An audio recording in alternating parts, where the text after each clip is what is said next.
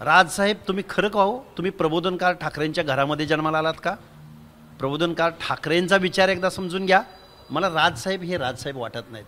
राजसाहेब हे पक्ष संपवायला महाराष्ट्राच्या दौऱ्यावर गेलेत असे या वक्तव्यावरून माझं ऑब्झर्वेशन असेल. ओबीसी आणि मराठा आरक्षणावरून राज्यात दिवसेंदिवस तिढा आता वाढत चाललेला आहे आणि यावरूनच आरोप प्रत्यारोप टीका टिप्पणी सध्या सुरू आहे. या संदर्भात बोलण्यासाठी माझ्याबरोबर ओबीसी नेते लक्ष्मण हाके सर आहेत. हाके सर, आपण पाहतोय दिवसेंदिवस मराठा आणि ओबीसी आरक्षणाचा प्रश्न असेल यावरून वादविवाद पाहायला मिळत आहे. कोणत्याच राजकीय नेत्यांची भूमिका देखील यावर अस्पष्टच पाहायला मिळते. त्यामध्ये आपण पाहिलं तर राज ठाकरे यांनी देखील आपली या आरक्षणावर भूमिका मांडली आहे. तुमची प्रतिक्रिया काय त्यावर? खरं तर राजसाहेबांच्या भूमिकेबद्दल त्यांच्या अभ्यासाबद्दल कीव करावीशी वाटते. कारण राज ठाकरे साहेब नक्की पक्ष चालवत आहेत आणि मतदानाला सामोरं जाणार आहेत का पक्ष संपवायला ते महाराष्ट्राच्या दौऱ्यावर गेलेले आहेत? राजसाहेब ज्या फुले शाहू आंबेडकरांनी सामाजिक न्यायाच्या धोरणासाठी रिझर्वेशन दिलं आणि ज्या लोकांना आजही समान संधी समान मान सन्मान अधिकार इज्जत भेटत नाही आणि आजही 70-80% लोक आरक्षणाच्या दायऱ्यामध्ये येतात आणि तुम्ही त्या जनतेच्या आणि आरक्षणाच्या विरोधामध्ये बोलता. तुम्ही एक NGO चालवा आणि त्या NGOला आमच्या हार्दिक शुभेच्छा आहेत. तुम्ही पक्ष चालवू नाही शकत. राजसाहेब थोडंसं ट्युशन वाढवा, अभ्यास वाढवा आणि आरक्षणाबाबतचं आपलं आकलन ज्ञान वाढवा. राजसाहेब तुम्ही खरं का हो? तुम्ही प्रबोधनकार ठाकरेंच्या घरामध्ये जन्माला आलात का? प्रबोधनकार ठाकरेंचा विचार एकदा समजून घ्या. मला राजसाहेब हे राजसाहेब वाटत नाहीत. राजसाहेब हे पक्ष संपवायला महाराष्ट्राच्या दौऱ्यावर गेलेत असे या वक्तव्यावरून माझं ऑब्झर्वेशन असेल. यामध्ये आपण पाहिलं तर SC आणि NT उपवर्गीकरणावरून न्यायालयाची जजमेंट देखील आली आहे. तुम्ही कसं पाहता याकडे? खरं तर वर्गीकरण कधी करावं लागतं? ज्यावेळी आपल्याकडं काही इम्पेरिकल डेटा, आपल्याकडं काही सोशिओ इकॉनॉमिकल स्टेटस जर आपल्या अजेंड्यावर असेल, आपल्या डायसवर असेल आणि त्या वर्गीकरणामध्ये जर तुम्हाला अशा काही गोष्टी निदर्शनास आल्या तर तुम्ही वर्गीकरण करू शकता. पण जे सन्माननीय न्यायालयानं जे डिसिजन दिलेला आहे तो वर्गीकरणाचा डिसिजन मला वाटतं हा घटनाविरोधी आहे आणि हा अंमलात आणताना खूप अडचणी निर्माण करणारा आहे. याच्यावरती सोल्युशन देणारा हा डिसिजन नाही. समजा एखाद्या विधानसभेमध्ये SCचं आपल्याला रिझर्वेशन टाकायचं आहे तर त्या विधानसभा कन्सिस्टन्सीमध्ये त्या SCमध्ये अनेक पोटजाती आहेत, अनेक जाती आहेत आणि मग त्यांना तुम्ही कसं रिझर्वेशन टाकणार? त्याचं वर्गीकरण कसं करणार? बायफर्गेशन. समजा OBCचं आपल्याला बायफर्गेशन करायचं आहे तर महाराष्ट्रामध्ये 492 जाती उपजाती आहेत, त्याचं बायफर्गेशन तुम्ही कसं करणार? त्यामुळे मला वाटतं हा पॉलिटिकल अँगलनी जाणारा हा डिसिजन आहे आणि सन्माननीय न्यायालयाला अशा पद्धतीचं कुठलं मला वाटत नाही की हे अधिकाराच्या बाहेर जाऊन हा निर्णय आलेला आहे. सर, दुसरा एक प्रश्न असा, क्रिमिलेअरमुळे आरक्षणावर काही परिणाम होईल का?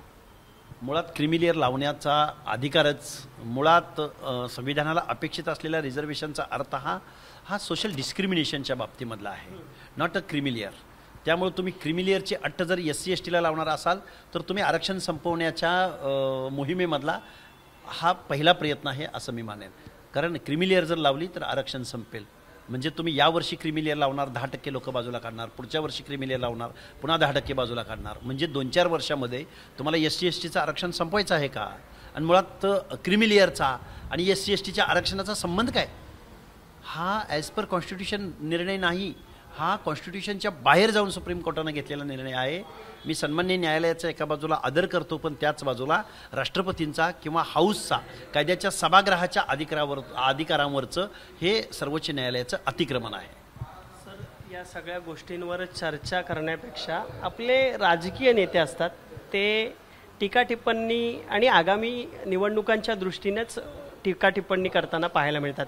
नुकतंच आपण पाहिलं तर प्रकाश आंबेडकर असं म्हणतात की OBC आणि मराठ्यांनी यांना मतदान करू नये. तुम्ही कसं पाहता? प्रश्न असा आहे, बाळासाहेब असं बोलले की OBCनी कुणबी आणि मराठ्यांना मतदान करू नये. माझं एक याच्या पलीकडे जाऊन माझं असं म्हणणं आहे, कुणबी बांधवांचा या OBCच्या लढ्यामधला रोल काय? कुठे गेला कुणबी? कुठे गेलेत कुणबी नेते? कुणबी कुठे आहेत? कुणब्यांचे नेते कुठे आहेत? आज ओबीसीचं आरक्षण चॅलेंज होत असताना, आज ओबीसीमध्ये आक्रोश असताना, कुणबीचा सर्वात मोठा लाभार्थी आहेत कुठं कुणबी? गेले कुठं कुणबी? कुणबीने लढाईमध्ये आलं पाहिजे की नाही आलं पाहिजे? बलुत्यांनी, आलुत्यांनी, भटक्या विमुक्तांनी ओबीसी आरक्षणाची लढाई लढायची आणि लाभ मात्र कुणब्यांनी घ्यायचा. हे न उलगडलेलं कोड आहे. आम्ही कुणबी बांधवांना मतदान करू नका एवढं मी विधान करणार नाही, पण कुणबी बांधवांनी या लढ्यात उतरावं. बाळासाहेब आंबेडकरांचा तुम्ही सकारात्मक अर्थ घ्या, नकारात्मक घेऊ नका. लढाईमधला तुमचा रोल काय?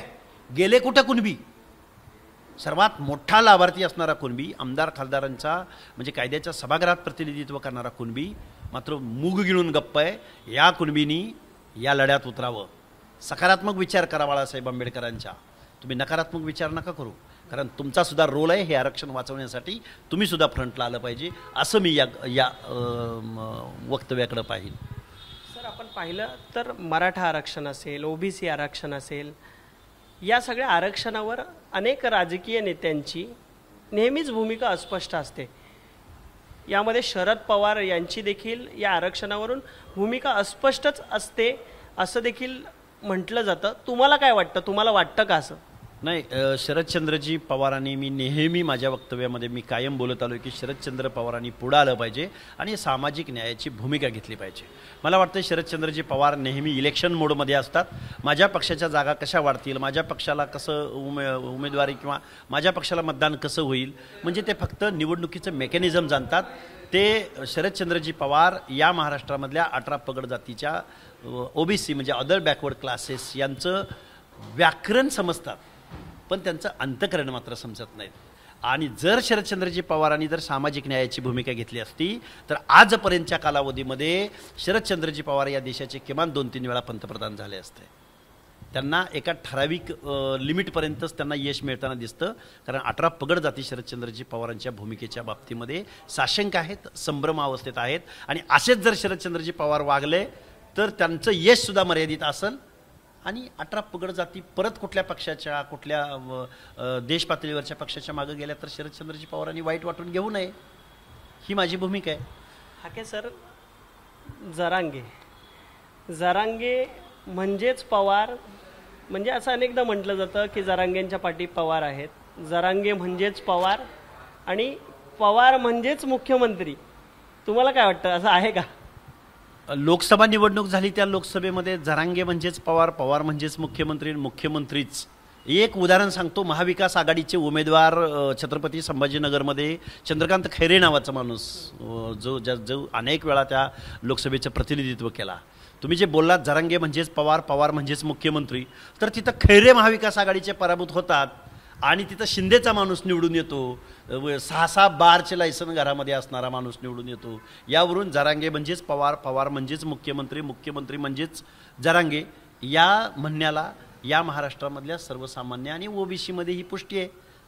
त्यामुळे त्यांचे पक्ष कुठले असले, अलायन्स कुठल्या असल्या, तर येऊ घातलेल्या विधानसभेच्या निवडणुकीमध्ये जरांगे म्हणजेच पवार, पवार म्हणजेच मुख्यमंत्री, मुख्यमंत्रीच म्हणजेच जरांगे हे कार्ड दुर्दैवानं या फुले शाहू आंबेडकरांच्या महाराष्ट्रामध्ये चालेल. आणि ओबीसी याकडं डोळस पाहतोय आणि याला उत्तर ओबीसी सुद्धा प्रतिक्रियेच्याद्वारे देईल.